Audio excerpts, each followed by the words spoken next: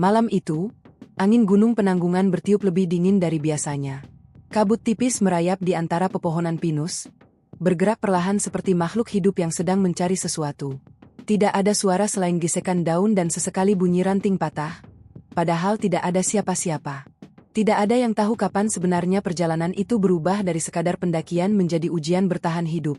Semua bermula 3 hari sebelumnya, ketika 6 orang sahabat berdiri di pelataran base camp Tamiajeng, menatap puncak penanggungan yang menjulang dalam diam. Gunung itu tidak setinggi Semeru atau seterkenal Rinjani, tetapi ada sesuatu tentangnya, sesuatu yang terasa tua, jauh lebih tua daripada hutan yang menutup lerengnya.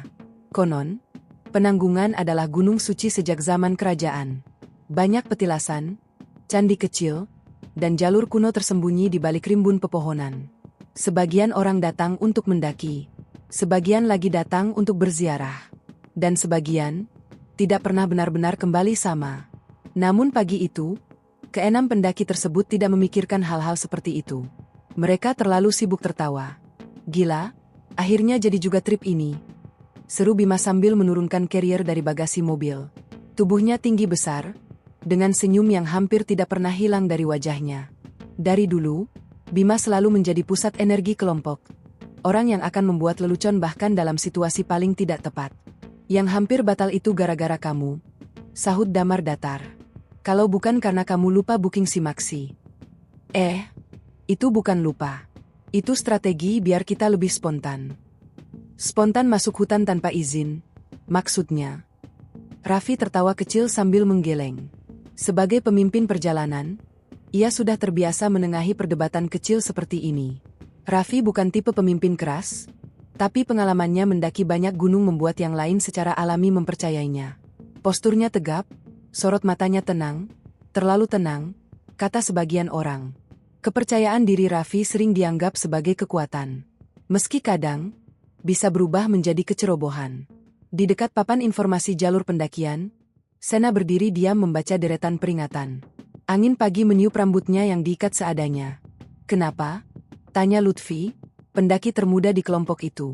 Sena tidak langsung menjawab. Aku cuma ngerasa tempat ini sepi banget. Lutfi tertawa kecil. Ya namanya juga gunung. Bukan sepi biasa, gumam Sena.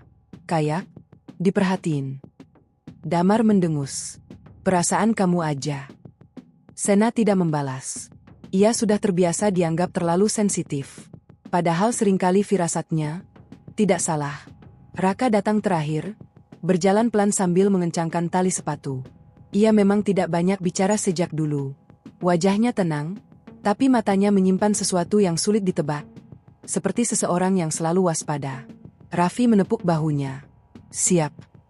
Raka mengangguk singkat. Tak ada yang tahu bahwa ini adalah gunung pertama yang ia daki lagi setelah kejadian 3 tahun lalu. Ketika ia tersesat selama 2 hari di gunung berbeda dan ditemukan dalam kondisi linglung. Setelah itu, Raka berubah. Lebih pendiam. Lebih mudah terdiam ketika hutan mulai terlalu sunyi. Proses registrasi berjalan lancar. Cuaca cerah. Langit biru bersih tanpa ancaman hujan. Pendakian yang sempurna. Atau setidaknya, terlihat sempurna.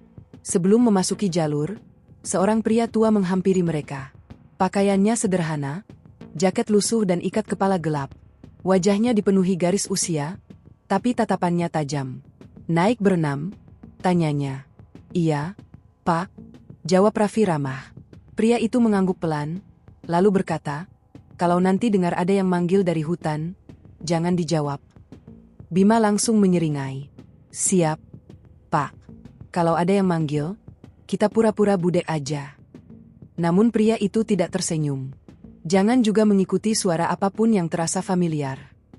Kali ini Damar ikut bicara, sopan tapi jelas tidak terlalu percaya. Memang sering begitu, Pak. Pria tua itu menatap ke arah gunung sebelum menjawab. Penanggungan ini tua. Kadang, dia mempermainkan arah. Orang bisa jalan lurus tapi merasa berputar.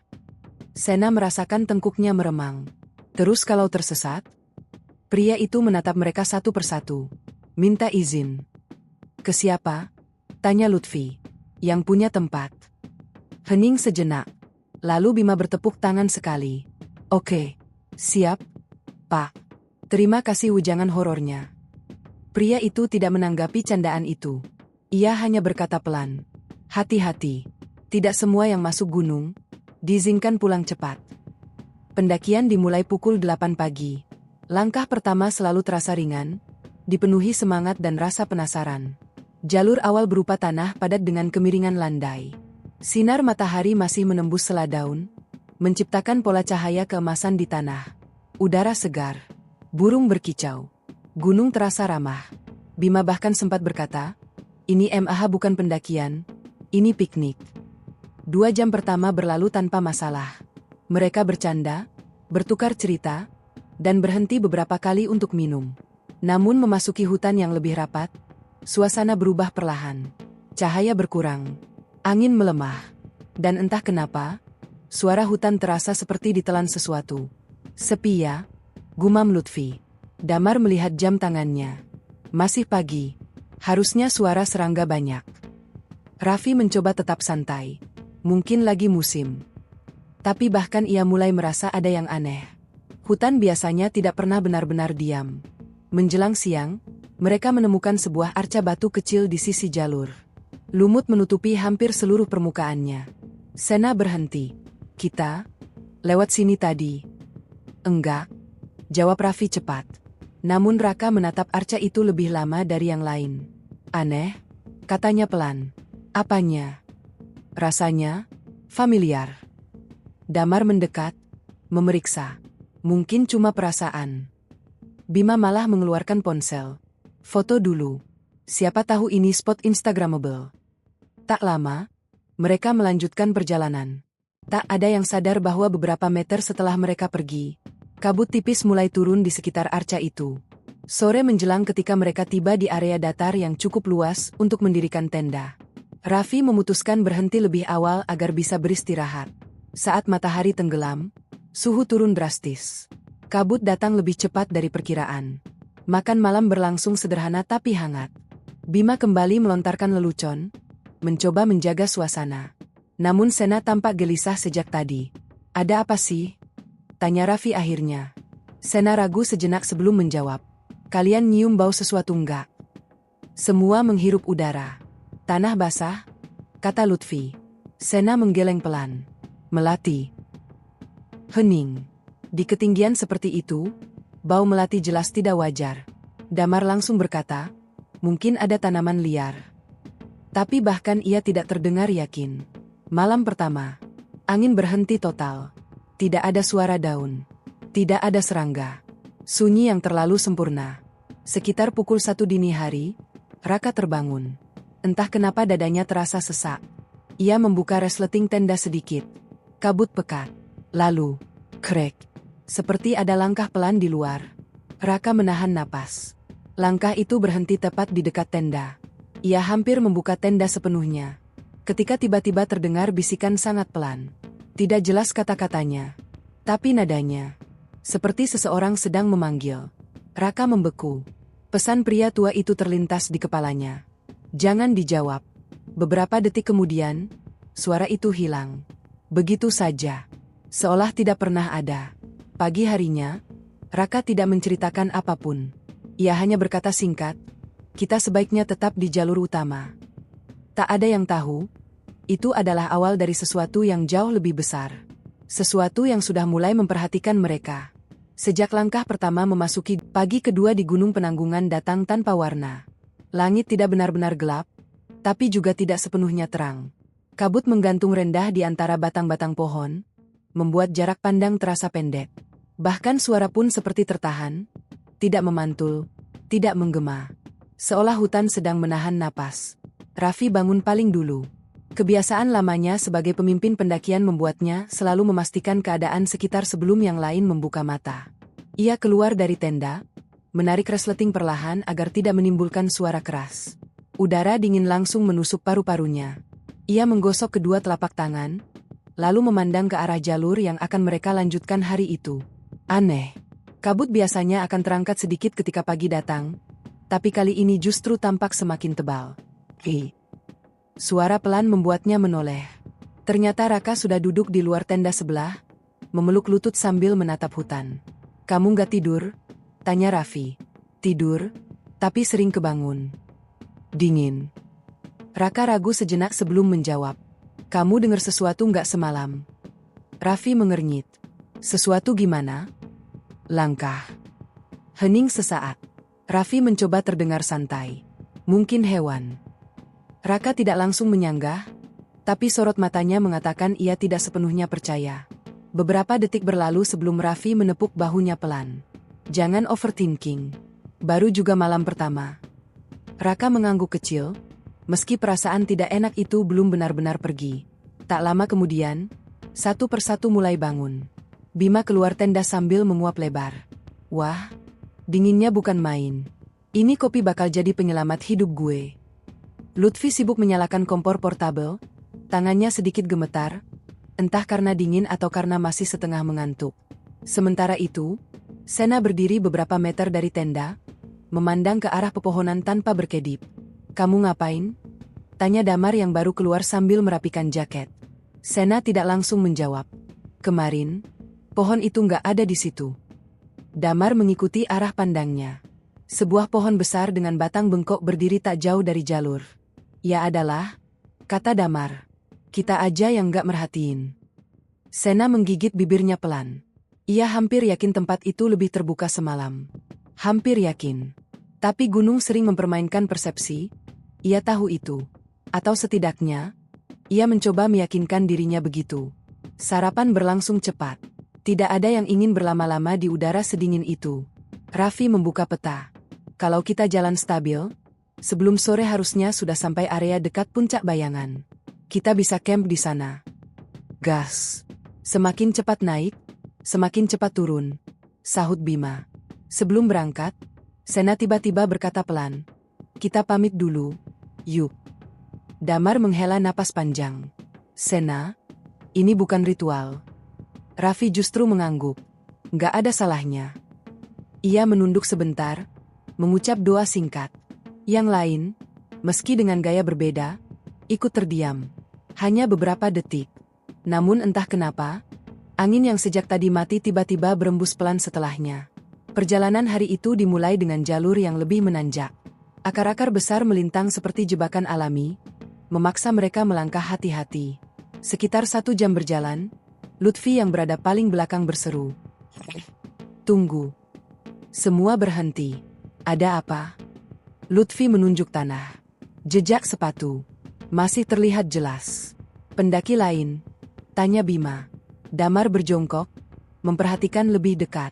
Aneh, ini nggak ada bekas tertimpa daun. Harusnya baru. Raffi mengangguk. Berarti ada yang naik sebelum kita. Baguslah, jalur berarti kepake. Namun Raka memandangi jejak itu lebih lama. Arahnya berlawanan. Seolah seseorang turun lewat jalur itu. Cepat. Tergesa. Ia hampir mengatakannya, tapi mengurungkan niat. Mungkin hanya pikirannya saja. Menjelang siang, kabut tidak juga menipis. Sebaliknya, ia mulai bergerak perlahan melintasi jalur seperti arus air. Bima tertawa kecil. Ini gunung apa negeri di atas awan sih? Namun tidak lama kemudian, tawa itu memudar. Suasana terlalu hening untuk bercanda lama-lama. Bahkan burung pun tidak terdengar. Lalu, Sena berhenti mendadak. Ada apa lagi? Tanya Damar. Sena mengangkat tangan, memberi isyarat agar semua diam. Beberapa detik berlalu. Kemudian, samar. Sangat samar. Seperti dentingan logam kecil yang saling beradu. Ting, ting, ting. Bima berbisik. Itu suara apa? Tak ada yang bisa menjawab. Suara itu hanya terdengar beberapa detik sebelum lenyap. Angin kena ranting mungkin, kata Damar cepat, meski wajahnya menegang. Raffi menatap sekeliling. Untuk pertama kalinya sejak pendakian dimulai, ia merasa diawasi. Mereka melanjutkan perjalanan lebih cepat. Tak ada yang mengatakannya keras-keras, tapi semua ingin segera keluar dari area itu. Sekitar 30 menit kemudian, jalur bercabang 2. Raffi membuka peta lagi. Harusnya kiri. Namun jalur kiri tampak jarang dilewati. Jalur kanan lebih jelas. Biasanya jalur yang sering dipakai itu yang aman, kata Lutfi. Damar mengangguk. Raffi ragu. Peta menunjuk kiri. Tapi medan nyata berkata lain. Akhirnya ia mengambil keputusan. Kita kanan. Mungkin jalur baru. Keputusan kecil, yang kelak akan mereka ingat berulang kali. Semakin naik, hutan berubah. Pohon-pohon tidak lagi terlalu rapat, tapi bentuknya aneh. Banyak batang melintir seperti dipelintir raksasa tak terlihat. Tanah menjadi lebih gelap. Bau lembab semakin kuat. Lalu Raka berkata pelan, "Kalian ngerasa nggak? Apa? Kita kayak muter." Semua berhenti. Damar langsung menggeleng. "Nggak mungkin. Kita nanjak terus." Namun beberapa menit kemudian, mereka melihat sesuatu di sisi jalur. Arca batu kecil, dilapisi lumut, dengan retakan di bagian kepala. Bima mengerjap. "Bukannya? Kita udah lihat ini kemarin." Hening. Tidak ada yang tertawa sekarang. Raffi cepat berkata, "Arca di gunung banyak. Mirip itu biasa." Tapi jauh di dalam dirinya, ia tidak yakin. Sena menelan ludah. Bau melati itu kembali. Lebih kuat. Langit mulai menguning ketika sore mendekat. Raffi mempercepat langkah, mencari tempat camp.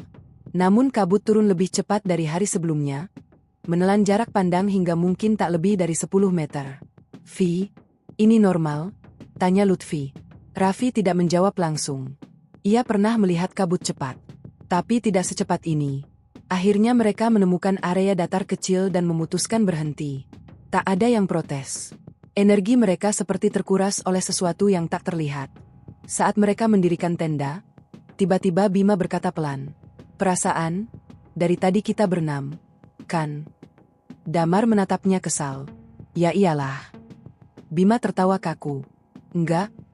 Tadi sekilas gue kayak lihat ada yang jalan di belakang kita." Tak ada yang menanggapi. Tapi malam itu, tak satu pun dari mereka benar-benar merasa hanya berenam. Setelah makan, mereka duduk melingkar dalam diam lebih lama dari biasanya. Tak ada yang ingin masuk tenda duluan. Kabut di luar tampak berputar perlahan, tersapu cahaya senter seperti asap. Lalu, dari kejauhan, sangat jauh, terdengar suara. Seperti seseorang memanggil nama. Pelan, memanjang, hampir tak terdengar. Sena langsung menutup telinganya. "Jangan dijawab," bisiknya gemetar. Tak ada yang bergerak, tak ada yang bersuara. Beberapa detik kemudian, sunyi kembali. Namun satu hal berubah malam itu. Untuk pertama kalinya, keenam pendaki itu menyadari sesuatu yang sama. Gunung ini tidak terasa seperti tempat kosong, melainkan seperti wilayah yang sedang ditempati. Dan mereka, mungkin tidak benar-benar diharapkan datang. Kabut malam kedua turun tanpa suara. Tidak seperti kabut biasa yang perlahan menutupi pandangan. Kabut di lereng Gunung Penanggungan itu datang seperti tirai raksasa yang dijatuhkan dari langit. Dalam waktu kurang dari 1 jam setelah matahari tenggelam, dunia di sekitar tenda mereka hilang. Digantikan putih pekat yang memantulkan cahaya senter dan membuat jarak terasa menipu. Api kecil yang tadi mereka nyalakan bahkan tidak mampu menembusnya. Cahaya hanya berputar di tempat, seolah enggan pergi jauh. Tidak ada yang benar-benar mengatakannya, tapi semua merasakan hal yang sama. Malam ini terasa lebih berat, lebih panjang, lebih hidup. Bima mencoba memecah suasana. "Oke, jujur aja. Ini kabut paling tebal yang pernah gue lihat. Kalau ada setan lewat depan kita, kayaknya baru kelihatan pas udah duduk bareng." Tak ada yang tertawa. Bima menghela napas kecil. Bahkan lelucon pun seperti mati sebelum sempat lahir. Damar sibuk mengecek GPS di ponselnya, berharap sinyal muncul walau hanya 1 garis. Tetap nihil. "Baterai kita jangan dihabisin buat nyari sinyal," kata Raffi. "Pakai seperlunya." Damar mengangguk, tapi raut wajahnya menunjukkan kegelisahan yang mulai tumbuh. Sementara itu, Sena duduk memeluk lutut, matanya terus bergerak memperhatikan kabut di balik cahaya api. "Aku nggak suka malam ini," gumamnya. Raka yang duduk di sebelahnya menoleh pelan. "Karena suara tadi." Sena mengangguk. "Itu bukan suara hewan." Raka tidak menjawab. Ia tahu. Nada panggilan itu terlalu manusia. Angin tiba-tiba berembus pelan, membuat api bergetar. Lalu, krek. Semua kepala menoleh bersamaan ke arah suara itu. Seperti ranting yang terinjak. Jelas. Dekat. Bima berbisik, "Ada yang jalan?" Raffi langsung berdiri, mengangkat senter ke arah gelap. Tidak ada apa-apa. Hanya kabut yang bergerak pelan. Beberapa detik berlalu. Sunyi. Paling kijang atau babi hutan, kata Raffi akhirnya, mencoba terdengar yakin. Namun ketika ia menyapu tanah dengan cahaya, tidak ada bayangan hewan berlari. Tidak ada suara lanjutan. Tidak ada apapun. Seolah suara itu hanya ingin memastikan mereka mendengarnya. Mereka akhirnya masuk tenda lebih cepat dari rencana. Dingin malam itu terasa menggigit sampai ke tulang. Di dalam tenda Raffi, Damar masih belum bisa tidur. "Vi," bisiknya, "kamu ngerasa nggak sih? Jalur tadi aneh." "Aneh gimana?" "Arca itu." Raffi terdiam sejenak. Ia tidak mau mengakuinya, tapi pertanyaan itu sudah berputar di kepalanya sejak sore. "Banyak arca di penanggungan," jawabnya pelan. Tapi retakannya sama. Hening. Damar melanjutkan, "Gue nggak percaya hal mistis. Tapi gue percaya insting arah. Dan dari tadi, rasanya kayak ada yang nggak sinkron." Raffi menatap langit-langit tenda. Untuk pertama kalinya sejak perjalanan dimulai, ia merasakan keraguan kecil. Namun sebagai pemimpin, ia tahu satu hal. Keraguan bisa menular lebih cepat daripada rasa takut. "Kita lihat besok pagi," katanya. "Kalau perlu, kita balik ke jalur awal." Damar tidak menjawab lagi, tapi matanya tetap terbuka lama setelah Raffi memejamkan mata. Sekitar pukul 2 dini hari, Lutfi terbangun. Awalnya karena dingin. Lalu ia sadar ada suara. Sangat pelan. Seperti kain digeser di atas tanah. Srek, srek. Ia menahan napas. Suara itu datang dari luar tenda. Perlahan, Lutfi meraih senter tanpa menyalakannya. Suara itu berhenti. Beberapa detik hening. Lalu, tek. Seperti sesuatu menyentuh dinding tenda. Lutfi membeku. "Vi," bisiknya gemetar. Raffi langsung membuka mata. "Apa? Ada yang nyentuh tenda?" Raffi bangkit cepat dan membuka resleting sedikit. Cahaya senter menyapu kabut. Kosong. Namun tanah di dekat tenda tampak sedikit cekung. Seperti baru saja tertekan. "Angin," kata Raffi singkat, meski ia tahu tidak ada angin. Ia menutup kembali tenda. Tidak ada yang tidur nyenyak setelah itu. Pagi ketiga datang dengan cahaya pucat. Tidak ada matahari yang benar-benar terlihat. Hanya terang samar di balik lapisan awan. Semua tampak lelah. Bahkan Bima tidak langsung bercanda seperti biasanya. Saat mereka membereskan tenda, Sena tiba-tiba berkata, "Kalian, semalam mimpi nggak?" Damar menggeleng. Yang lain saling berpandangan. "Aku mimpi jalan di hutan," lanjut Sena. "Tapi hutannya beda. Banyak bangunan batu, kayak candi." Raka perlahan mengangkat kepala. "Mimpinya berkabut." Sena menatapnya kaget. "Iya." Hening jatuh di antara mereka. "Lo juga?" tanya Bima. Raka mengangguk pelan. "Gue dengar suara orang banyak. Tapi nggak jelas ngomong apa." Bima memaksakan tawa kecil. "Oke. Jangan bilang kita mimpi bareng. Itu mulai nggak lucu." Tak ada yang tertawa. Mereka berangkat lebih pagi, berharap segera menemukan jalur yang lebih jelas. Namun baru sekitar 40 menit berjalan, Raffi mendadak berhenti. Jantungnya seperti dijatuhkan ke tanah. Di depan mereka, arca batu itu lagi. Retakan yang sama. Lumutan yang sama. Posisi yang sama. "Tidak mungkin. Kita muter," bisik Lutfi. Damar menatap Raffi. Tidak marah, lebih ke arah takut. Raffi membuka peta dengan tangan sedikit kaku. Ini tidak masuk akal. Mereka berjalan menanjak terus. Tidak pernah berbelok tajam. Tidak mungkin kembali ke titik yang sama. Kecuali, Sena berbisik hampir tanpa suara, "Gunungnya nggak mau kita lewat." Damar langsung berkata keras, mungkin untuk menutupi kecemasannya. "Ini cuma disorientasi. Kabut bisa bikin kita salah arah tanpa sadar." "Terus kompas?" tanya Raka. Semua menoleh. Jarum kompas Raffi bergetar. Tidak stabil. Bergerak kecil ke kiri dan kanan seperti ragu menentukan utara. Untuk pertama kalinya, tidak ada penjelasan logis yang langsung muncul. "Kita istirahat sebentar," kata Raffi akhirnya. Tak ada yang menolak. Saat duduk, Bima tiba-tiba berkata pelan, "Jujur ya, dari kemarin gue ngerasa kayak ada yang ngikutin." Lutfi langsung menelan ludah. "Maksud lo?" "Setiap kita berhenti, rasanya ada langkah yang ikut berhenti. Sunyi. Lalu, dari dalam kabut, sangat jauh, terdengar dentingan kecil. Ting, ting, ting. Persis seperti kemarin. Namun kali ini, sedikit lebih jelas. Tidak ada yang bergerak. Tidak ada yang berbicara.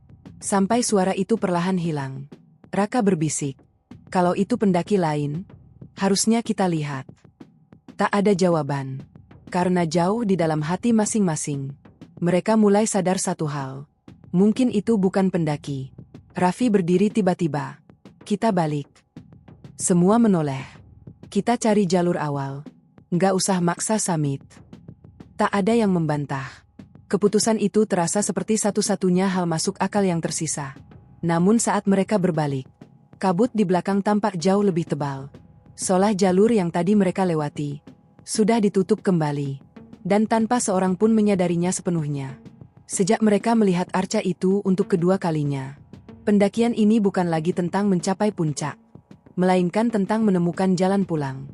Kabut itu tidak bergerak seperti kabut biasa. Ia tidak sekadar turun lalu diam di lembah, atau tersapu angin menuju lereng lain. Kabut di Gunung Penanggungan pagi itu tampak hidup. Mengalir perlahan di antara batang pohon, memutar, lalu menutup jalur yang baru saja terlihat beberapa detik sebelumnya. Raffi berdiri paling depan, menatap ke arah yang seharusnya menjadi jalan turun. Namun tidak ada yang tampak seperti jalur. Hanya putih. Putih tanpa kedalaman. Putih yang membuat arah terasa seperti ilusi. Semua dekat-dekat aja, katanya tegas. Jangan sampai kepisah. Nada suaranya masih terdengar stabil, tapi di dalam dada, jantungnya berdetak lebih cepat dari biasanya. Sebagai pemimpin, ia pernah menghadapi badai, jalur longsor, bahkan pendaki cedera. Namun disorientasi seperti ini, datang tiba-tiba tanpa sebab jelas, selalu menjadi hal yang paling sulit dilawan. Gunung bisa keras, tapi gunung yang terasa, membingungkan, jauh lebih berbahaya. Mereka mulai berjalan turun dengan formasi rapat. Raffi di depan, Damar tepat di belakangnya sambil sesekali mengecek kompas, yang jarumnya masih belum sepenuhnya tenang. Arah selatan harusnya ke base camp, gumam Damar. Harusnya, ulang Bima pelan. Kata itu menggantung. Harusnya, di gunung, kata, harusnya, sering berubah menjadi jebakan. Baru sekitar 20 menit berjalan, Lutfi tiba-tiba berhenti. Dengar enggak? Semua ikut diam. Awalnya tidak ada apa-apa. Lalu, samar. Seperti suara kain panjang diseret di atas tanah. Ser. Pelan. Tidak beraturan. Raffi mengangkat tangan, memberi isyarat agar tidak ada yang bergerak. Suara itu terdengar beberapa detik. Kemudian hilang. Bima berbisik. Hewan lagi. Namun tak satu pun dari mereka benar-benar yakin. Karena tidak ada suara langkah. Tidak ada geraman. Tidak ada napas. Hanya gesekan. Seperti sesuatu yang lewat, tanpa kaki. Jalan lagi, kata Raffi cepat. Ia tidak ingin kelompoknya terlalu lama diam di tempat seperti itu. Semakin lama mereka berjalan, hutan terasa berubah. Pepohonan tampak lebih tinggi, lebih tua. Batangnya gelap hampir kehitaman, dengan akar-akar besar yang muncul ke permukaan seperti ular raksasa membeku. Tanah pun terasa lebih dingin. Lembabnya menembus sol sepatu. Sena berjalan sambil mengusap kedua lengannya. Dingin banget, padahal belum terlalu tinggi. Raka menoleh pelan. Kamu nyium bau itu lagi? Sena mengangguk tanpa bicara. Melati. Aroma yang terlalu lembut untuk hutan liar. Aroma yang datang tanpa sumber. Damar mencoba tetap rasional. Mungkin ada tanaman hutan yang kita nggak tahu. Namun bahkan ia mulai lelah mendengar penjelasannya sendiri. Tak lama kemudian, mereka menemukan sesuatu yang membuat semua langkah berhenti bersamaan. Sebuah susunan batu. Tidak besar, tapi jelas bukan terbentuk alami. Batu-batu itu tersusun seperti pondasi bangunan kecil, setengah tertelan tanah, ditutupi lumut tebal. Raffi mendekat. Jantungnya berdetak lebih keras. Ini, kayak sisa bangunan. Raka berbisik. Candi. Penanggungan memang dikenal memiliki banyak peninggalan kuno. Tapi melihatnya tiba-tiba di tengah kabut, tanpa penanda jalur, rasanya berbeda. Sena menunduk sedikit, spontan seperti memberi hormat. Tak ada yang menertawakannya sekarang. Bima bahkan melepas topinya sebentar, Tanpa sadar kenapa ia melakukan itu. Hening turun perlahan. Dan dalam keheningan itu, terdengar suara. Sangat pelan. Seperti bisikan banyak orang berbicara bersamaan dari kejauhan. Semua menegang. "Lo denger?" bisik Lutfi. Tidak ada yang menjawab. Karena mereka semua mendengarnya. Namun ketika Raffi menyorotkan senter ke sekitar, tidak ada siapapun. Bisikan itu pun lenyap begitu saja. Seolah hutan baru saja menarik kembali suaranya. "Aku nggak mau lama-lama di sini," kata Sena lirih. Tak ada yang membantah. Mereka berjalan lagi, lebih cepat sekarang. Hampir terburu-buru. Namun kabut justru semakin rapat. Beberapa kali Raffi merasa jalur yang ia pilih tiba-tiba buntu oleh semak, padahal dari jauh tampak terbuka. Sekali waktu, ia bahkan yakin melihat tanah menurun, tapi setelah didekati, ternyata hanya bayangan. Persepsi mulai bermain. Dan itu pertanda buruk. Sekitar 1 jam kemudian, sesuatu terjadi. Bima, yang berjalan paling belakang, tiba-tiba berkata, bentar." Langkah semua orang terhenti. "Kenapa?" Bima menoleh ke belakang, matanya menyipit. "Perasaan, tadi ada yang jalan di belakang gue." Raffi langsung menyapu arah itu dengan senter. "Kosong." Kabut bergulung pelan. "Jangan bercanda sekarang," kata Damar. "Gue nggak bercanda." Nada suara Bima berbeda. Tidak ada tawa di sana. Hanya ketegangan tipis. "Gue denger langkah. Ngikutin ritme kita. Pas kita berhenti, dia berhenti." Sunyi. Angin pun seperti enggan lewat. Raka menatap kabut itu lama sekali, lalu berbisik. "Dari tadi, kita berenam, kan?" Pertanyaan sederhana, namun membuat udara terasa jauh lebih dingin. Raffi menjawab cepat, "Jangan mulai." Tapi jauh di dalam pikirannya, ia menghitung ulang. 1, 2, 3, 4, 5, 6. Tidak lebih, tidak kurang. Namun entah kenapa, ia tidak merasa lega. Menjelang sore, cahaya semakin redup, meski waktu belum benar-benar petang. Awan tebal menutup matahari, membuat jam terasa lebih cepat dari seharusnya. "Kita harus camp lagi," kata Raffi akhirnya. Tak ada yang punya energi untuk protes. Mereka menemukan area kecil di antara akar-akar besar pohon tua. Tempat itu terasa seperti cekungan alami, cukup terlindungi, tapi juga membuat pandangan keluar semakin terbatas. Saat tenda hampir selesai didirikan, Lutfi tiba-tiba memanggil pelan. Raffi mendekat. "Apa?" Lutfi menunjuk tanah. Ada jejak. Bekas sepatu. Masih tajam. Seolah baru dibuat beberapa menit lalu. Namun arah jejak itu menuju ke dalam kabut. "Bukan dari sana." "Pendaki lain?" tanya Damar. Raffi menggeleng pelan. "Kalau ada orang sedekat ini, harusnya kita dengar." Sena berbisik, hampir tak terdengar. "Atau, dia yang dengar kita?" Tak ada yang menanggapi. Tapi kalimat itu tinggal di kepala masing-masing. Malam ketiga datang lebih cepat. Tidak ada yang benar-benar lapar, tapi mereka memaksa makan demi tenaga. Api unggun kecil kembali menyala, meski cahayanya terasa makin lemah melawan gelap. Beberapa menit berlalu dalam diam sebelum Raka berkata pelan. "Waktu gue tersesat dulu, rasanya kayak gini."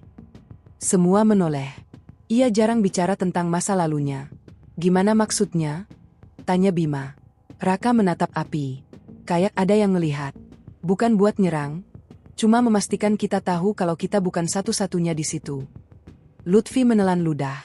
Damar tidak menyela kali ini. Pengalaman pribadi selalu lebih sulit dibantah. Tiba-tiba, dari balik kabut, terdengar suara. Jelas. Dekat. Langkah. 1, 2, 3. Berhenti. Semua membeku. Tak ada yang berani menoleh duluan. Langkah itu terdengar mengitari area tenda, perlahan. Seperti seseorang berjalan santai, mengamati. Raffi meraih senter dengan tangan kaku, lalu menyorot ke arah suara. Kabut terbelah cahaya. Kosong. Namun langkah itu masih terdengar. Pelan. Memutar. Lalu, hening total. Tidak menjauh. Tidak mendekat. Hilang. Begitu saja. Tak satu pun dari mereka tidur nyenyak malam itu. Dan tanpa ada yang mengatakannya keras-keras, satu kesadaran mulai tumbuh di antara rasa takut yang perlahan mengakar. Mungkin pria tua di base camp itu benar. Gunung ini bukan sekadar tempat untuk didaki. Ia adalah wilayah lama. Wilayah yang memiliki caranya sendiri untuk menyambut tamu. Atau menyesatkan mereka. Malam ketiga belum benar-benar berlalu ketika sesuatu mulai berubah. Tidak ada suara keras. Tidak ada kejadian dramatis yang langsung memecah keheningan. Justru sebaliknya, yang datang adalah kesunyian yang terlalu dalam, terlalu utuh, sampai terasa tidak alami. Raffi terbangun sebelum fajar. Bukan karena dingin. Bukan karena suara. Tapi karena satu perasaan aneh. Seperti ada yang menatapnya. Ia membuka mata perlahan. Bagian dalam tenda masih gelap kebiruan. Napas Damar terdengar pelan di sebelahnya. Namun ada sesuatu yang membuat bulu kuduk Raffi berdiri. Bayangan. Di permukaan tenda. Sebuah siluet samar melintas.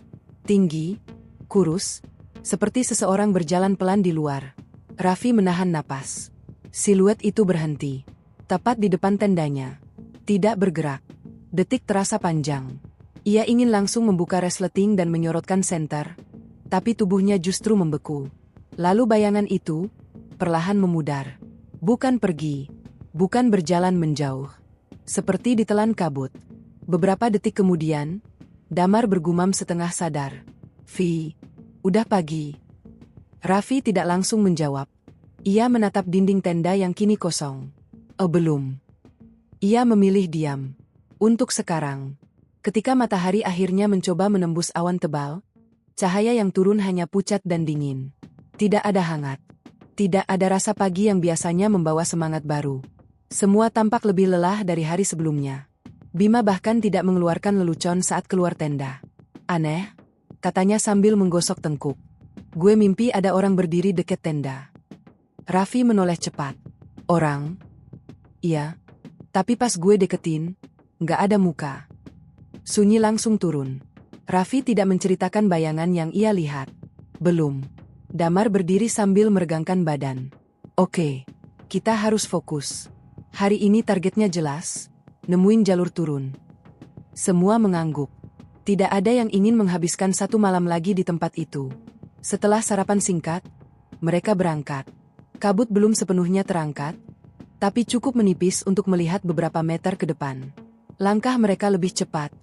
Bukan karena energi, tapi karena dorongan untuk segera keluar. Namun baru sekitar 30 menit berjalan, Sena tiba-tiba berhenti. Raffi menoleh. Sena menunjuk ke tanah dengan tangan gemetar. Jejak sepatu. Banyak. Tidak hanya satu atau dua. Seperti sekelompok orang pernah berdiri lama di situ. Yang membuat perut terasa dingin.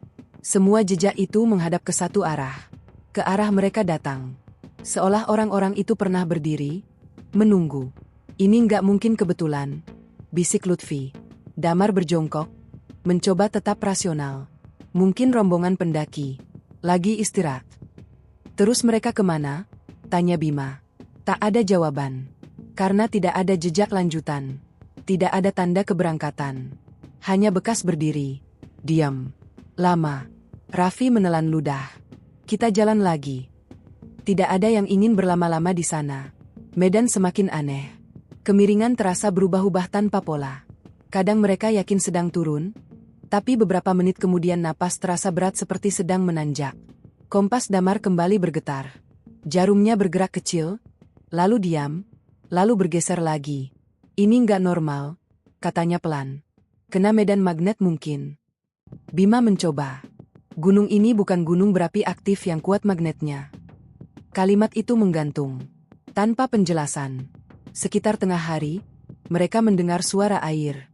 Semuanya langsung menoleh. Air berarti harapan, tempat mengisi ulang persediaan. Mereka mengikuti suara itu dengan langkah tergesa. Dan benar saja. Sebuah aliran kecil mengalir di antara batu. Namun ada yang terasa salah. Airnya terlalu jernih. Terlalu tenang. Tidak ada suara gemericik yang biasanya ceria. Yang ada hanya aliran halus seperti bisikan. Bima langsung berlutut. "Syukur banget." "Jangan langsung diminum," potong Raffi. "Filter dulu." Saat Lutfi mengisi botol, Sena memandangi permukaan air itu lama sekali. "Ada apa?" tanya Raka. Sena berbisik. "Tadi, aku kayak lihat bayangan orang lewat." Raka ikut melihat. Hanya pantulan kabut. Namun sesaat, ia juga merasa ada sesuatu yang bergerak. Ketika mereka hendak pergi, tiba-tiba terdengar suara tawa kecil. Pelan. Seperti anak-anak. Semua membeku. Suara itu datang dari balik pepohonan. Lalu hilang. Bima berputar cepat. Siapa itu? Tak ada jawaban. Hutan kembali sunyi. Terlalu cepat. Perjalanan dilanjutkan, tapi kini langkah mereka lebih rapat. Tanpa disadari, jarak antar anggota semakin pendek. Insting alami manusia ketika mulai takut. Beberapa jam kemudian, kelelahan mulai terasa. Bukan hanya fisik, tapi mental. Disorientasi menguras energi lebih banyak daripada tanjakan. Vi, Damar berkata akhirnya, suaranya berat. Kita harus jujur. Kita tersesat. Tidak ada yang membantah. Raffi menutup mata sebentar. Ia tahu. Ia hanya belum ingin mengatakannya keras-keras. Kita cari tempat terbuka. Bikin sinyal darurat kalau perlu. Namun jauh di dalam pikirannya, muncul pertanyaan yang tidak bisa ia redam. Kenapa tidak ada satupun pendaki lain? Gunung ini tidak pernah benar-benar kosong. Menjelang sore, kabut kembali turun. Lebih cepat dari sebelumnya. Dan lebih tebal. Langit seperti menghilang. Dunia menyempit menjadi lingkaran kecil di sekitar mereka. Saat mencari tempat camp, Raka tiba-tiba berkata pelan. Kalian sadar enggak? Dari tadi kita enggak dengar burung sama sekali. Semua berhenti. Iya benar. Tidak ada kehidupan. Seolah area itu ditinggalkan atau dihindari. Mereka akhirnya mendirikan tenda di area yang sedikit lebih terbuka. Tak ada yang banyak bicara saat makan. Ketegangan kini terasa nyata, tidak lagi sekadar firasat. Saat malam turun, suhu jatuh drastis. Api kembali menyala. Cahayanya menari di batang pohon, menciptakan bayangan yang tampak bergerak sendiri. Lalu, dari kejauhan, terdengar gamelan. Sangat samar, namun jelas berpola. Tang, ting, tang, nada lambat. Seperti irama ritual. Sena langsung memejamkan mata. Itu bukan suara alam. Bima berbisik. Ada acara adat mungkin. Damar menggeleng pelan. Di ketinggian segini, tengah hutan. Suara itu bertahan hampir 1 menit. Lalu berhenti bersamaan. Tidak memudar. Tidak menjauh. Hanya putus. Seperti seseorang mematikan dunia. Tak ada yang bicara lama setelah itu. Masing-masing tenggelam dalam pikiran sendiri. Dan untuk pertama kalinya sejak pendakian dimulai, sebuah kesadaran pahit akhirnya diterima tanpa perlu diucapkan. Ini bukan sekadar salah jalur. Ada sesuatu tentang tempat ini, yang terasa tidak ingin melepaskan mereka. Saat Raffi berbaring malam itu, satu kalimat pria tua di base camp kembali terngiang. Kadang, gunung mempermainkan arah. Namun kini, kalimat itu terasa belum lengkap. Karena yang mereka alami bukan hanya arah yang dipermainkan, melainkan juga rasa, waktu, dan mungkin kenyataan itu sendiri. Angin malam keempat datang tanpa suara, tetapi membawa hawa dingin yang berbeda. Bukan sekadar dingin gunung. Ini dingin yang terasa, basah, merayap masuk ke sela pakaian, menempel di kulit seperti embun yang tak terlihat. Api unggun yang mereka nyalakan bahkan tampak enggan menyala besar. Lidah apinya kecil, bergetar, seolah kehabisan udara. Gamelan yang tadi terdengar sudah lama berhenti. Namun justru setelah keheningan itu, hutan terasa jauh lebih menekan. Tidak ada yang benar-benar tidur. Hanya terlelap sebentar, lalu terbangun lagi tanpa sebab jelas. Seperti ada sesuatu yang menjaga mereka tetap setengah sadar. Sekitar pukul 2 dini hari, Sena terbangun dengan napas tersengal. Mimpi lagi. Hutan batu. Kabut. Dan orang-orang tanpa wajah berdiri mengelilinginya.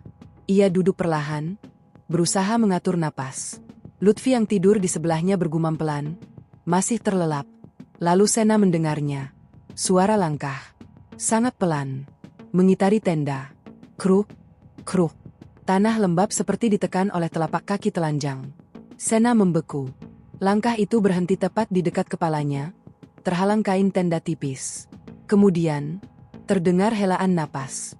Panjang. Berat. Seolah seseorang berdiri hanya beberapa sentimeter dari sana.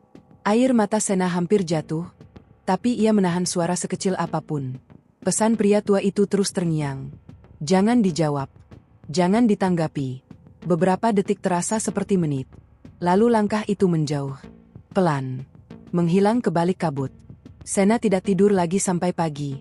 Ketika cahaya redup akhirnya muncul, wajahnya terlihat pucat. "Kamu sakit?" tanya Raffi. Sena menggeleng. "Ada yang jalan semalam." Semua langsung diam. Tidak ada lagi yang menertawakan cerita seperti itu. Karena hampir semua pernah mendengarnya sekarang. Bima mengusap wajahnya kasar. "Gue juga dengar. Tapi gue takut buka mata."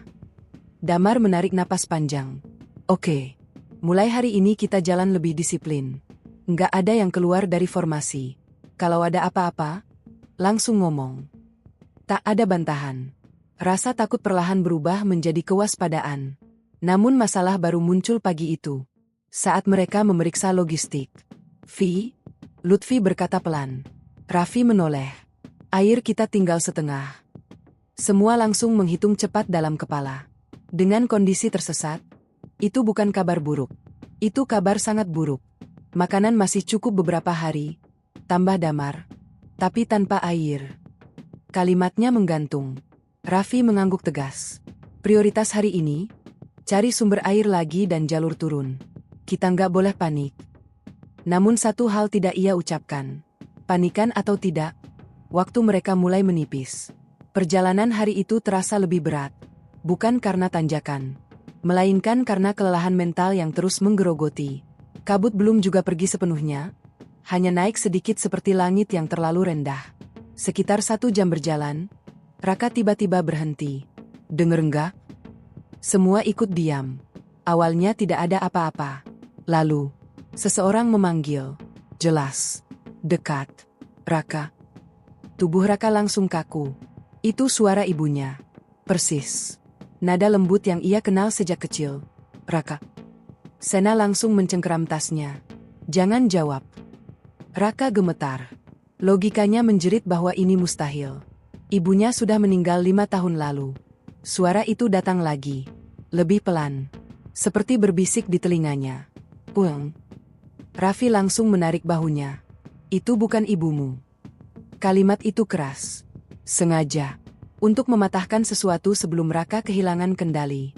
Beberapa detik kemudian, suara itu hilang. Begitu saja.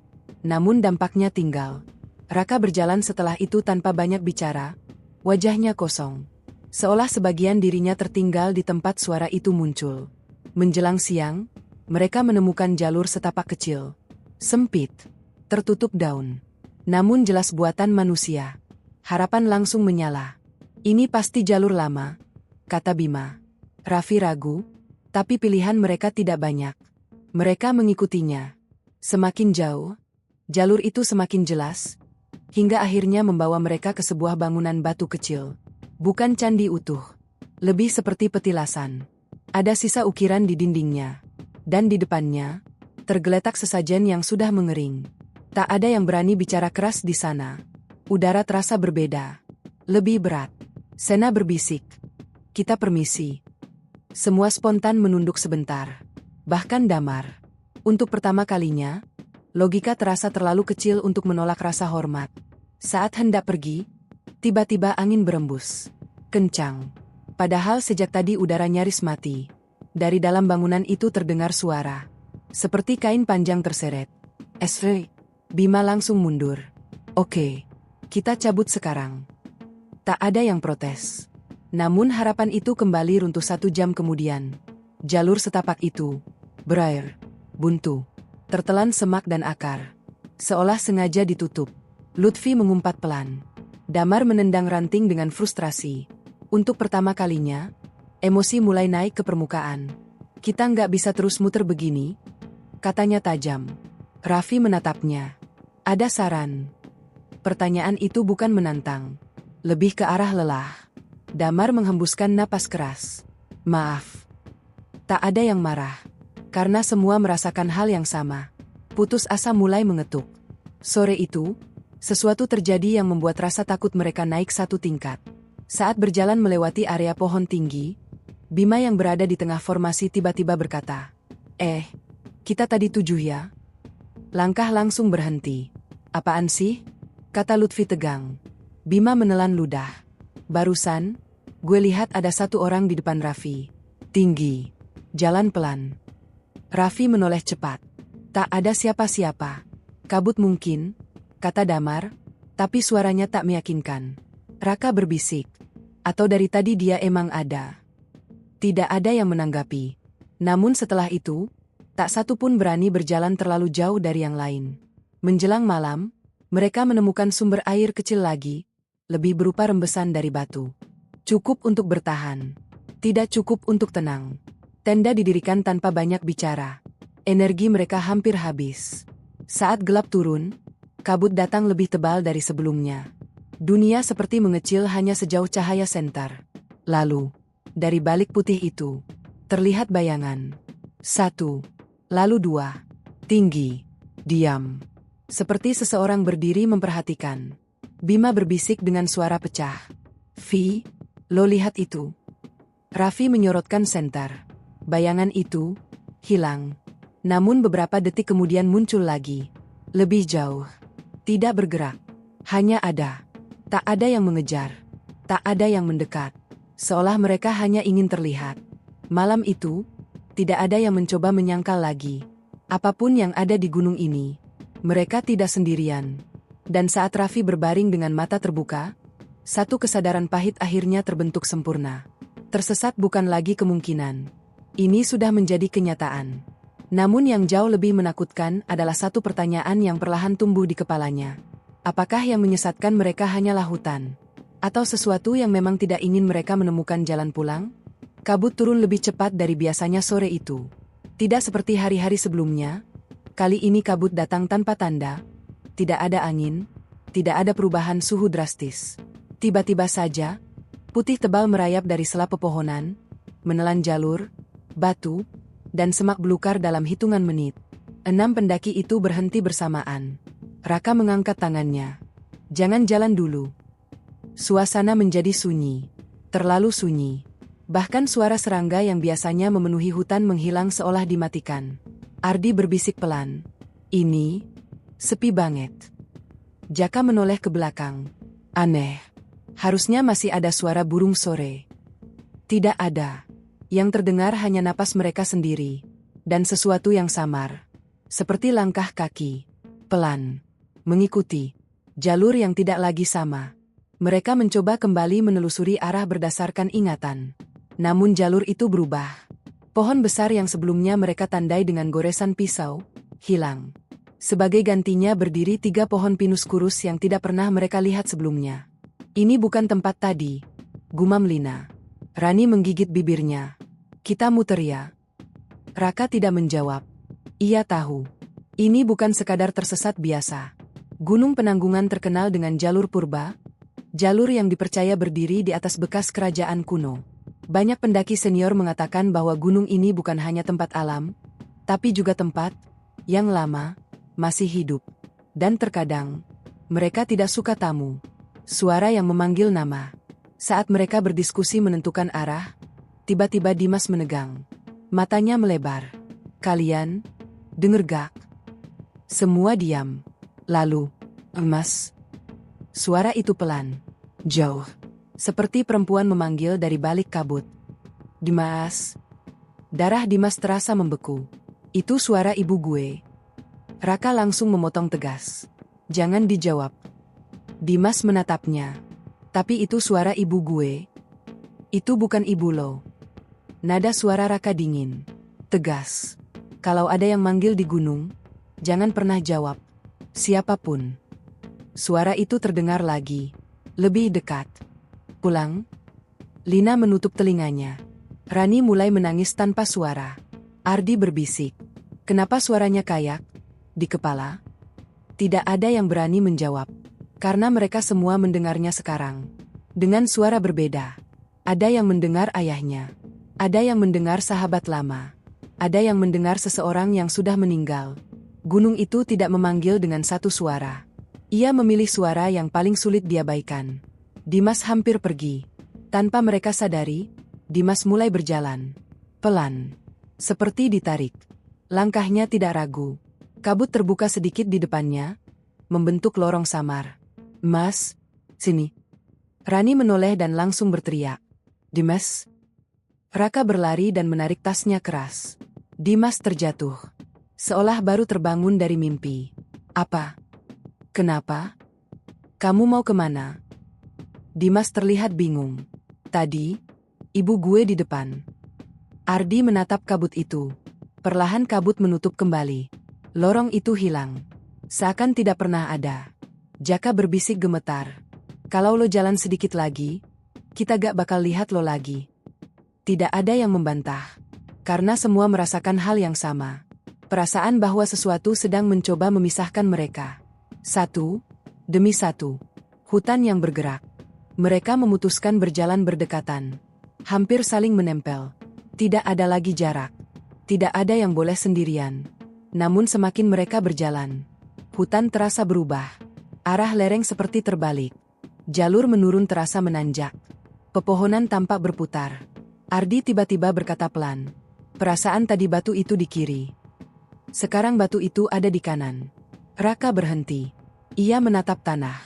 Bekas jejak mereka. Tidak ada. Padahal tanah cukup lembek untuk meninggalkan bekas sepatu. Ini gak masuk akal, gumamnya. Jaka berbisik. Kita jangan-jangan diputerin. Kata itu menggantung. Tidak ada yang ingin mengucapkannya. Tapi semua tahu istilahnya. Diputerin gunung. Fenomena yang sering diceritakan pendaki lama. Ketika seseorang dianggap tidak menghormati tempat itu, gunung akan membuatnya berjalan tanpa arah. Tanpa keluar. Penemuan yang tidak seharusnya ada. Kabut mulai menipis menjelang maghrib. Namun yang terlihat justru membuat mereka berharap kabut itu kembali saja. Di tengah hutan, berdiri sebuah bangunan batu. Kecil, tua, setengah tertutup lumut. Seperti candi mini. Lina menutup mulutnya. Itu, apa? Raka mendekat perlahan. Struktur itu jelas buatan manusia. Ukiran samar terlihat di permukaan batu. Motif kuno. Ardi berbisik. Ini peninggalan kerajaan? Gunung Penanggungan memang dikenal sebagai gunung dengan ratusan situs purbakala. Namun, bangunan seperti ini tidak tercatat di jalur pendakian modern. Yang membuat bulu kuduk berdiri adalah, di depan bangunan itu ada sesajen. Masih baru. Bunga belum layu. Asap dupa tipis masih naik. Artinya, seseorang datang ke sini. Belum lama. Tapi tidak ada jejak. Tidak ada suara. Tidak ada tanda kehidupan. Jaka berbisik. Kita pergi aja. Namun saat mereka berbalik, angin tiba-tiba berembus. Kencang. Padahal sejak tadi udara nyaris mati. Dupa itu padam. Dan bersamaan dengan itu, terdengar suara langkah. Dari dalam bangunan batu. Pelan. Berat. Seperti seseorang berjalan tanpa alas kaki di lantai batu. Rani mencengkeram tangan Lina. Ra? Itu suara apa? Tidak ada yang menjawab. Raka mundur perlahan. Jangan lari. Jalan pelan. Pintu bangunan itu gelap. Terlalu gelap untuk ukuran sore hari. Lalu, sesaat, mereka melihat sesuatu bergerak di dalamnya. Bayangan tinggi. Terlalu tinggi untuk manusia biasa. Ardi berbisik hampir tanpa suara. Itu, gede banget. Tiba-tiba, dup, suara keras dari dalam. Seperti sesuatu menjatuhkan batu besar. Refleks mereka semua berlari. Tidak peduli arah. Tidak peduli jalur. Yang penting menjauh. Malam yang memecah kewarasan. Mereka berhenti saat langit benar-benar gelap. Tidak ada tenaga tersisa. Mereka mendirikan tenda seadanya. Tidak ada yang bicara tentang bangunan itu. Tidak ada yang berani. Api kecil dinyalakan. Namun malam itu terasa berbeda. Udara lebih dingin. Menusuk tulang. Dan lagi-lagi, hutan terlalu sunyi. Sekitar tengah malam, Rani terbangun. Ia mendengar suara kain digesek. Seperti seseorang berjalan mengelilingi tenda. Srek, srek, srek. Ia menahan napas. Lalu terdengar bisikan. Banyak. Bukan satu suara. Seperti orang berbicara dalam bahasa yang tidak ia mengerti. Air matanya jatuh. Ia ingin membangunkan Lina. Namun tubuhnya kaku. Tidak bisa bergerak. Sleep paralisis. Tapi matanya terbuka. Dan ia melihat bayangan. Melintas di luar tenda. Tinggi. Membungkuk. Tidak proporsional. Langkahnya lambat. Mengitari mereka. seperti sedang mengamati. Tiba-tiba, tenda sedikit tertekan. Seolah ada tangan besar menyentuhnya dari luar. Rani akhirnya berhasil berteriak. Semua terbangun. Suara itu hilang seketika. Tidak ada langkah. Tidak ada bisikan. Ketika Raka membuka tenda, tidak ada apapun di luar. Namun tanah di sekitar mereka penuh jejak. Bukan sepatu. Bukan kaki manusia. Jejak itu panjang. Dengan jari-jari terlalu banyak. Dan terlalu dalam. Seolah makhluk itu sangat berat. Ardi mundur. Wajahnya pucat. Kita gak sendiri di gunung ini. Raka menatap gelapnya hutan. Untuk pertama kalinya, ia merasa benar-benar tidak punya kendali. Dan di dalam hatinya muncul satu kesadaran mengerikan. Gunung ini bukan sekadar membuat mereka tersesat. Gunung ini sedang menguji mereka. Atau lebih buruk, sedang berburu. Pagi datang tanpa cahaya. Kabut tidak terangkat. Langit hanya terlihat sebagai lapisan abu-abu pekat di atas kepala mereka, membuat waktu terasa berhenti. Tidak ada bayangan, tidak ada arah matahari. Dunia seperti kehilangan dimensi. Raka terbangun pertama. Tubuhnya sakit semua. Dingin semalam terasa masih menggigit tulang, meski ia sudah berlapis jaket. Ia langsung menghitung. 1, 2, 3, 4, 5. Raka menegang. Ia menghitung lagi, kali ini lebih cepat. Ardi mana? Lina yang baru duduk langsung menoleh ke sekeliling tenda. Sleeping bag Ardi kosong. Resletingnya terbuka dari dalam. Sepatunya tidak ada. Tasnya masih tertinggal. Jantung Rani langsung berdegup kacau. Jangan bercanda. Jaka keluar tenda. Kabut masih tebal. Jarak pandang mungkin hanya 5 meter. Ardi, teriaknya. Tidak ada jawaban. Hanya gema yang terasa aneh. Terlalu pendek. Seolah ditelan sesuatu. Dimas menunjuk tanah. Ini, bekas apa? Jejak kaki terlihat jelas. Telanjang. Ardi keluar tanpa sepatu. Jejak itu lurus menuju hutan. Namun ada yang membuat tenggorokan mereka mengering. Di samping jejak Ardi, ada jejak lain. Lebih besar. Lebih dalam. Seperti milik sesuatu yang beratnya berkali lipat manusia. Dan jejak itu tidak datang dari arah manapun. Seolah makhluk itu muncul begitu saja. Tepat di dekat tenda. Rani mulai gemetar. Dia? Di bawah ya? Raka menggeleng keras. Jangan ngomong gitu. Kita cari sekarang. Namun bahkan saat ia berkata begitu, ia sendiri tidak yakin Ardi berjalan atas kemauannya. Hutan yang menolak pencarian. Mereka mengikuti jejak itu. 5 orang berjalan rapat. Tidak ada yang berani tertinggal satu langkah pun. Semakin jauh masuk hutan, udara terasa lebih dingin. Bukan dingin biasa, tapi dingin yang membuat napas terasa berat. Seperti menghirup air. Kabut di sini lebih aneh. Tidak bergerak. Diam. Seolah membeku. Tiba-tiba Lina berhenti. Dengar gak? Semua menahan napas. Dari kejauhan, terdengar suara. Tawa. Pelan. Anak kecil.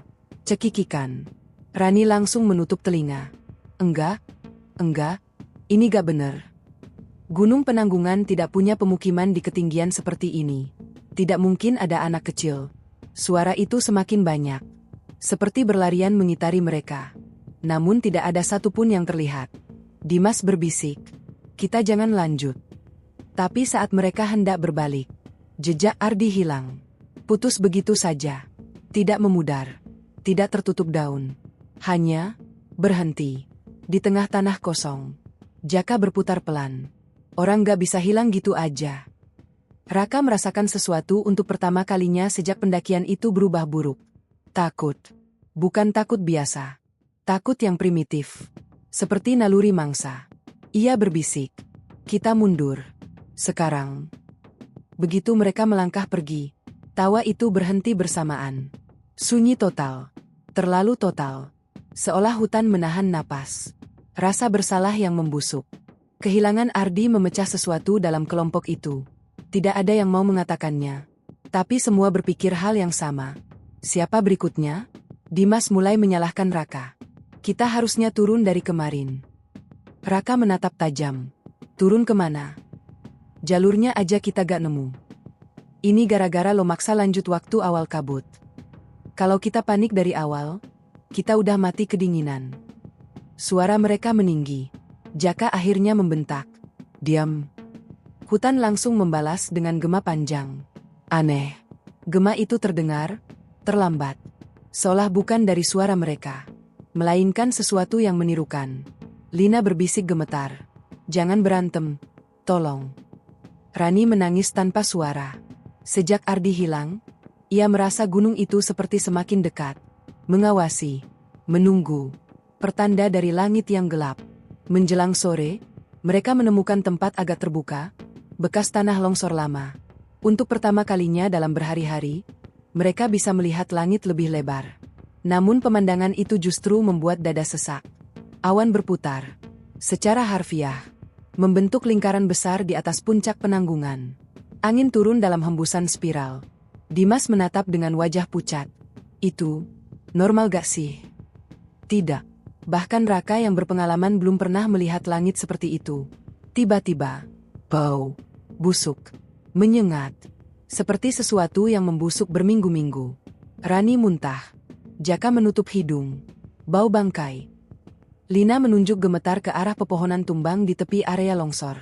Di sana, tergantung seekor kera besar. Tubuhnya kurus kering. Kulitnya keabu-abuan. Namun yang membuat mereka merinding, tidak ada luka. Tidak ada darah. Matanya terbuka lebar. Mulutnya menganga. Seolah mati karena ketakutan. Dimas berbisik. Hewan aja bisa mati di sini.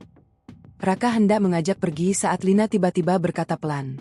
Itu bukan satu-satunya. Mereka melihat sekeliling. Di balik kabut tipis, ada beberapa lagi. Burung, musang, bahkan ular kecil. Semua mati, tanpa sebab jelas. Tempat itu terasa seperti zona terlarang. Raka langsung berkata tegas. Kita pergi. Feng. Ketika gunung menjawab teriakan. Malam datang lebih cepat dari dugaan. Angin mulai menggila. Tenda hampir roboh beberapa kali. Lalu badai turun. Hujan menghantam seperti kerikil. Petir menyambar terlalu dekat. Suaranya membuat dada bergetar. Di tengah kekacauan itu, Rani berteriak. Ia menunjuk keluar. Di sela kilatan petir, terlihat sosok berdiri jauh di antara pohon. Tinggi, kurang lebih 2 meter. Diam. Tidak bergerak meski hujan brutal. Petir menyambar lagi.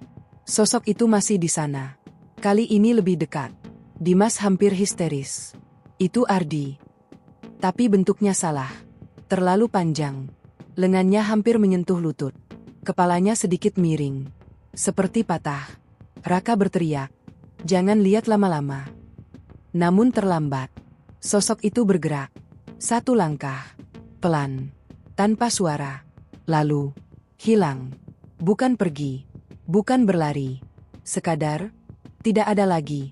Seolah terhapus dari dunia. Beberapa detik kemudian, terdengar suara dari arah hutan. Jeritan. Panjang. Tidak jelas manusia atau bukan. Rani menutup telinganya sambil menjerit. Lina gemetar hebat. Jaka berbisik. Itu bukan Ardi. Dan jauh di dalam hati mereka, muncul pikiran yang tidak berani diucapkan. Bagaimana kalau Ardi sudah tidak sepenuhnya manusia? Batas kewarasan. Malam itu tidak ada yang tidur. Sekitar pukul 3 dini hari, Dimas tiba-tiba tertawa. Pelan. Lalu semakin keras. Raka mengguncangnya. Dimas. Sir. Dimas menatapnya dengan mata kosong. Mereka banyak. K.A. Siapa? Yang nunggu kita. Air liur menetes dari sudut bibirnya. Aku lihat. Gunung ini isi. Kalimatnya berhenti. Ia menatap ke arah gelap. Lalu berbisik. Mereka gak suka kita di sini. Tiba-tiba ia menangis. Tangis pria dewasa yang benar-benar hancur. Saat itulah Raka sadar. Jika mereka tidak segera keluar, gunung ini tidak perlu membunuh mereka. Cukup membuat mereka gila. Dan mereka akan habis dengan sendirinya. Kesadaran mengerikan. Menjelang subuh, badai berhenti mendadak. Tidak mereda. Tidak melemah. Berhenti. Seperti dimatikan. Kabut perlahan turun lagi. Namun kali ini, Raka melihat sesuatu di tanah basah. Jejak. Mengelilingi tenda mereka. Puluhan. Mungkin ratusan. Berbagai ukuran. Tidak semuanya berbentuk kaki. Beberapa seperti bekas seretan. Beberapa terlalu besar untuk makhluk apapun yang ia kenal. Artinya hanya satu. Sepanjang malam, mereka tidak sendirian. Mereka dikelilingi, diawasi, mungkin diputuskan. Apakah layak pulang? Atau menjadi bagian dari gunung itu selamanya? Raka menatap teman-temannya yang tersisa. 5 berangkat. Sekarang tinggal 5, tanpa Ardi. Dan firasat buruk itu semakin jelas. Gunung belum selesai mengambil. Suara angin pagi terdengar seperti bisikan panjang. Dan untuk pertama kalinya, Raka berpikir, mungkin tidak semua dari mereka akan melihat kaki gunung lagi. Hari ke-16. Tidak ada yang benar-benar tahu bagaimana mereka masih berjalan. Kaki melepuh. Bibir pecah. Perut kosong hampir 2 hari. Air tinggal setengah botol untuk berlima. Gunung Penanggungan tidak lagi terasa seperti tempat mendaki. Ia berubah menjadi labirin hidup. Dan mereka adalah tamu yang tidak diinginkan. Kabut pagi itu bergerak rendah, hanya setinggi dada, membuat kaki mereka terlihat seperti melayang saat berjalan. Tidak ada yang berbicara. Bahkan Dimas yang kemarin sempat kehilangan kendali kini, hanya menatap tanah dengan mata kosong. Raka berjalan paling depan, tapi untuk pertama kalinya sejak ekspedisi itu dimulai. Ia tidak yakin sedang menuju kemana. Lalu tiba-tiba, Jaka berhenti. Suaranya serak. Raka menoleh. Dan jantungnya langsung terasa jatuh. Di depan mereka, ada jalur. Jelas. Leher. Tanahnya padat. Bekas pijakan manusia terlihat. Jalur resmi. Mereka saling menatap dengan napas tercekat. Kita nemu, bisik Lina. Rani langsung menangis. Namun Raka tidak ikut lega. Ada sesuatu yang salah. Jalur ini terlalu mudah ditemukan. Setelah berminggu-minggu tersesat, kenapa sekarang muncul begitu saja? Gunung tidak pernah memberi tanpa alasan. Orang yang tidak mungkin ada. Mereka berjalan sekitar 10 menit ketika Dimas tiba-tiba berbisik. Itu, ada orang. Semua langsung menegang. Di kejauhan, berdiri seorang pria tua. Membelakangi mereka. Pakaiannya sederhana, seperti kain lurik gelap yang sudah sangat usang. Kepalanya tertutup ikat kain. Ia diam saja. Tidak bergerak.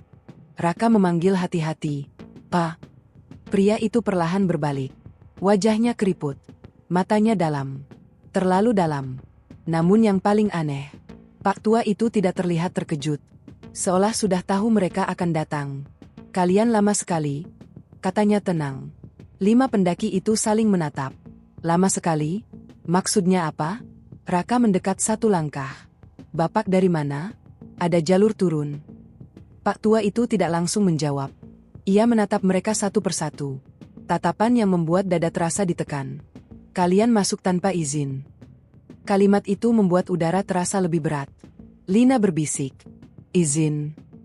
Pak tua itu menunjuk ke arah puncak yang tersembunyi kabut. "Tempat ini bukan cuma batu dan pohon. Tidak ada yang berani menyela. Kalian diputar supaya belajar." Dimas gemetar. "Ardi, Pak, teman kami hilang." Pak tua itu terdiam lama. Lalu berkata pelan, "Tidak semua yang dipanggil boleh pulang." Kalimat itu jatuh seperti batu ke dalam sumur. Dalam, dingin, tanpa dasar. Rani menangis. "Dia masih hidup gak, Pak?" Pak tua itu tidak menjawab. Ia hanya berbalik. "Kalau mau keluar, ikut saya. Jangan menoleh. Apapun yang kalian dengar." Raka ragu. Namun instingnya berkata satu hal. Ini mungkin satu-satunya kesempatan mereka. Prosesi keluar yang tidak wajar. Mereka berjalan berbaris di belakang Pak tua itu. Langkahnya lambat tapi pasti. Aneh. Meski jalur tampak menurun, kaki mereka terasa berat. Seperti ada yang menahan dari belakang. Lalu suara itu datang. Pelan. Raka membeku. Itu suara Ardi.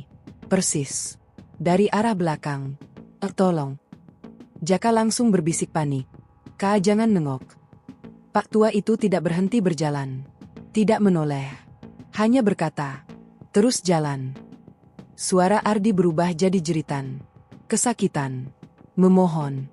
Rani hampir berbalik jika Lina tidak mencengkeram tangannya. Tangisan berubah menjadi tawa. Lalu menjadi banyak suara. Semua memanggil nama mereka. Suara ibu, ayah, kekasih. Bahkan suara diri mereka sendiri. Dimas menutup telinga sambil berteriak. Namun suara itu justru semakin dekat. Langkah kaki terdengar berlari di belakang mereka. Cepat.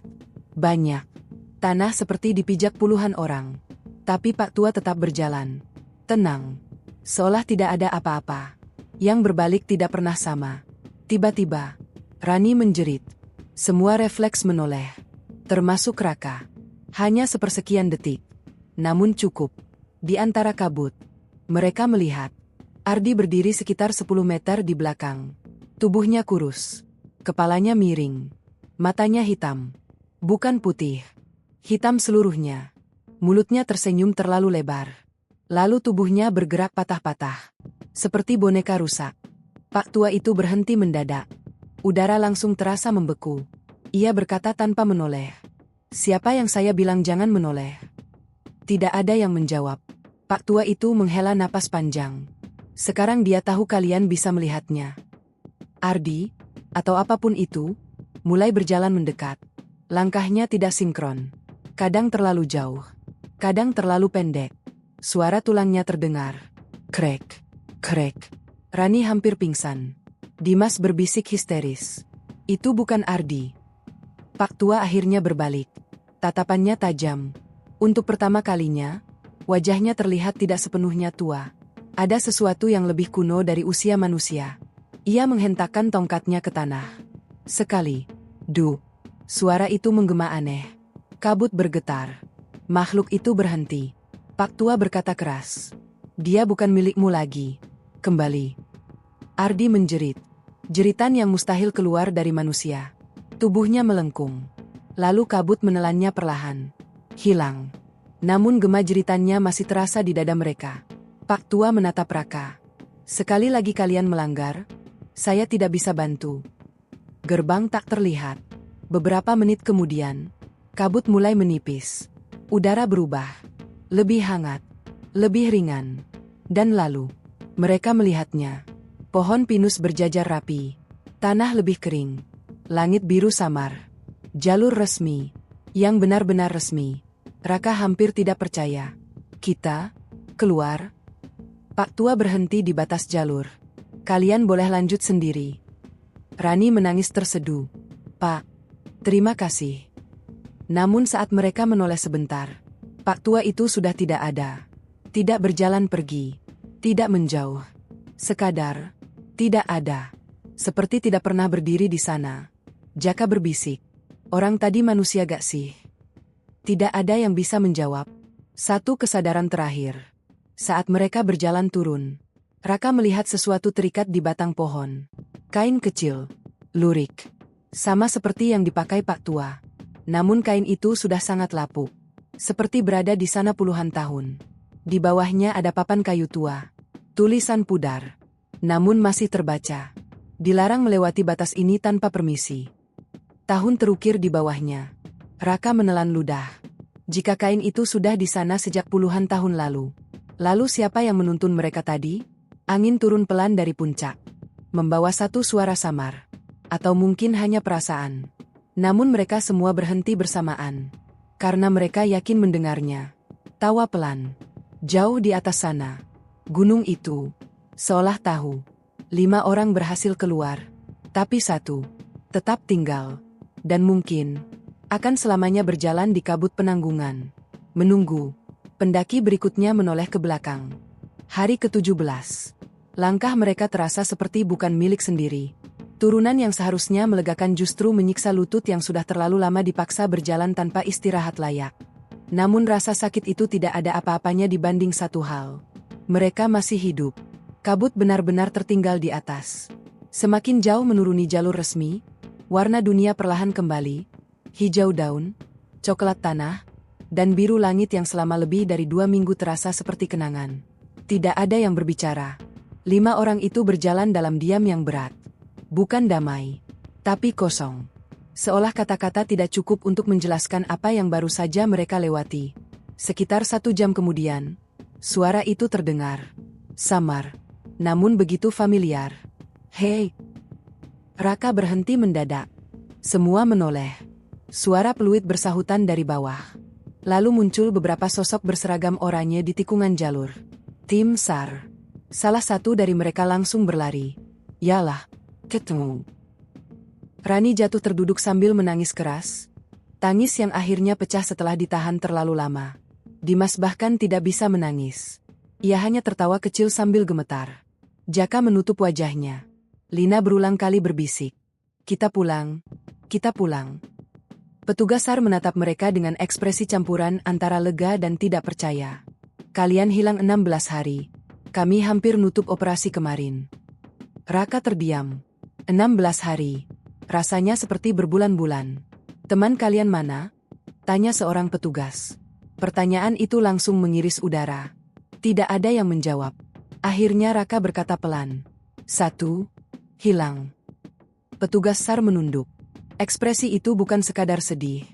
Itu ekspresi seseorang yang sudah terlalu sering mendengar kalimat yang sama. Gunung tidak mengembalikan semuanya. Di pos pendakian, mereka langsung ditangani tim medis. Dehidrasi, hipotermia ringan, kurang gizi. Namun secara ajaib, tidak ada luka parah. Secara medis, kalian harusnya jauh lebih buruk, kata seorang relawan. Raka hanya tersenyum hambar. Kalau mereka tahu apa yang sebenarnya terjadi, mungkin penjelasan medis tidak akan cukup. Tak lama kemudian, seorang koordinator SAR duduk di depan mereka. Kami mau tanya kronologi. Raka menceritakan semuanya. Kabut. Jalur berubah. Bangunan batu. Suara-suara. Ardi. Pak Tua. Namun semakin lama ia bercerita, koordinator itu semakin diam. Akhirnya ia bertanya pelan. Pak Tua pakai lurik. 5 orang itu langsung menoleh bersamaan. Iya, jawab Lina. Pria itu menarik napas panjang. Kalian bukan yang pertama. Dada Rani langsung sesak. Maksudnya? Ada banyak laporan pendaki tersesat yang mengaku dituntun pria tua. Deskripsinya hampir sama. Jaka berbisik. Dia warga sini. Koordinator itu menggeleng. Gak ada. Ia lalu berkata lebih pelan. Dulu, sekitar tahun 70-an, ada juru kunci jalur lama yang meninggal di gunung. Orang-orang percaya dia masih jaga batas tertentu. Sunyi langsung turun di ruangan itu. Raka merasakan bulu kuduknya berdiri. Ia teringat papan kayu tua. Tahun yang sama. Pencarian terakhir. Operasi pencarian Ardi dilanjutkan 3 hari. Anjing pelacak dikerahkan. Drone diterbangkan. Relawan menyisir beberapa jalur. Tidak ada hasil. Tidak ada jejak. Tidak ada barang. Tidak ada tubuh. Seolah Ardi tidak pernah berada di gunung itu. Namun di hari keempat, seorang relawan menemukan sesuatu. Sepatu. Telanjang sebelah. Tersangkut akar. Sekitar 2 kilometer dari lokasi terakhir mereka diyakini tersesat. Arah yang berlawanan dari jalur manapun. Yang membuat tim SAR merinding bukan hanya itu. Tanah di sekitar sepatu penuh jejak. Namun bentuknya tidak jelas. Terlalu berantakan. Seolah banyak kaki berjalan berputar-putar di tempat yang sama. Pencarian dihentikan seminggu kemudian. Status Ardi berubah menjadi hilang di gunung. Tanpa penjelasan. Tanpa penutup. Trauma yang mengikuti pulang. Waktu berjalan. Namun gunung itu tidak benar-benar pergi dari mereka. Rani tidak bisa tidur tanpa lampu selama berbulan-bulan. Jika ruangan terlalu gelap, ia merasa ada sesuatu berdiri di sudut. Mengawasi. Lina berhenti mendaki sepenuhnya. Ia bahkan tidak kuat melihat foto hutan. Jaka menjadi jauh lebih pendiam. Sementara Dimas yang paling berubah. Kadang ia berhenti di tengah percakapan. Seperti mendengar sesuatu. Suatu malam ia menelepon Raka dengan suara gemetar. Kak, lo pernah dengar orang manggil padahal gak ada siapa-siapa? Raka tidak menjawab. Karena ia juga mengalaminya. Beberapa kali. Terutama saat angin malam bertiup. Kadang ia mendengar langkah di luar rumah. Pelan. Berat. Berhenti tepat di depan pintu. Namun ketika dibuka, tidak ada apa-apa. Mimpi yang sama. Berbulan setelah kejadian itu, mereka berlima sadar akan satu hal aneh. Mereka mengalami mimpi yang sama. Kabut. Hutan. Dan Ardi berdiri jauh di antara pepohonan. Tidak mengejar. Tidak mendekat. Hanya berdiri. Menatap. Dengan kepala sedikit miring. Seolah menunggu mereka kembali. Yang paling mengganggu adalah Dalam mimpi itu, mereka selalu merasa gunungnya lebih besar dari yang mereka ingat. Seperti makhluk raksasa yang sedang tidur. Dan mereka pernah berjalan di atas tubuhnya. Pendakian terakhir Raka. Setahun kemudian, Raka kembali ke Penanggungan. Bukan untuk mendaki, tapi untuk menaruh sesuatu. Ia membawa sesajen sederhana. Air, bunga, dan surat kecil. Di batas jalur tempat mereka terakhir melihat Pak Tua. Ia berhenti. Udara pagi terasa tenang. Terlalu tenang. Raka menaruh surat itu di bawah pohon. Isinya hanya satu kalimat. Maaf jika kami datang tanpa permisi. Angin turun perlahan. Daun-daun berdesir. Dan sesaat, Raka merasa seperti tidak sendirian. Ia menoleh. Tidak ada siapapun. Namun ada aroma dupa samar. Padahal tidak ada api. Tidak ada sumber. Raka menunduk pelan. Terima kasih. Sudah membiarkan kami pulang. Saat ia berbalik untuk turun, dari kejauhan terdengar suara langkah. Pelan. Berirama. Seperti seseorang berjalan dengan tongkat. Du, du, du. Raka tidak menoleh. Ia hanya tersenyum tipis. Beberapa hal, lebih baik tidak dilihat. Cerita yang terus hidup. Kini, jika kamu bertanya pada pendaki lama tentang Gunung Penanggungan, sebagian akan berkata gunung itu ramah. Indah, penuh sejarah. Namun beberapa akan menatapmu lama sebelum berkata pelan. Jangan sombong kalau naik gunung tua. Permisi sebelum masuk. Dan kalau ada yang manggil, jangan pernah menoleh. Karena gunung tidak selalu menyesatkan. Kadang, ia hanya memilih siapa yang boleh turun. Dan siapa yang akan tinggal menjadi bagian dari kabut selamanya.